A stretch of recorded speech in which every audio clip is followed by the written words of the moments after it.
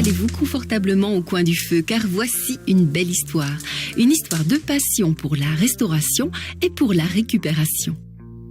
Quand j'achète quelque chose de beau, même si c'est du brol, ça me fait un plaisir fou. Et quand je vois la réalisation qu'on fait, que franchement, on donne une âme, quelque chose qui était à la limite bon pour la poubelle.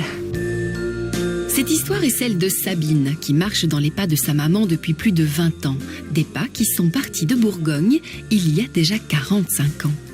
Toutes les cheminées en pierre viennent de France, de Bourgogne principalement, de temps en temps des Vosges, mais principalement de Bourgogne, oui. Je travaille avec des chineurs, donc avec des gens qui habitent là-bas. Ils font le démontage eux-mêmes. Et puis, bon, quand il y en a une vingtaine d'achetés, il y a un camion qui rentre. Et ces pièces, des cheminées de 300 à 400 kilos des 18e et 19e siècles, retrouvent une deuxième jeunesse dans les mains expertes d'artisans namurois. Louis XIII, Louis XIV, Louis XVI ou Louis-Philippe, toutes sont restaurées minutieusement dans un respect d'authenticité mais aussi selon les demandes, tant du point de vue des dimensions que de la finition. J'ai des clients qui veulent encore qu'il reste de la couleur dessus parce que c'est l'histoire qui parle. Maintenant, le client suivant peut me dire ça doit être nickel, impeccable. Le stock est impressionnant. Une centaine de cheminées en pierre attendues en Belgique et dans le reste du monde jusqu'aux Bahamas. Ces pièces majestueuses pourront être utilisées à l'ancienne, mais aussi avec une cassette.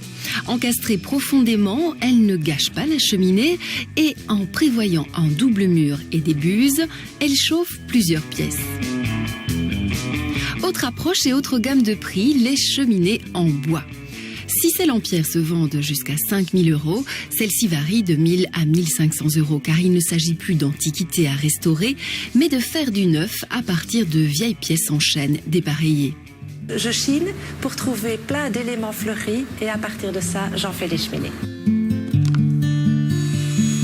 Chaque fois, elle nous étonne, chaque fois, oui.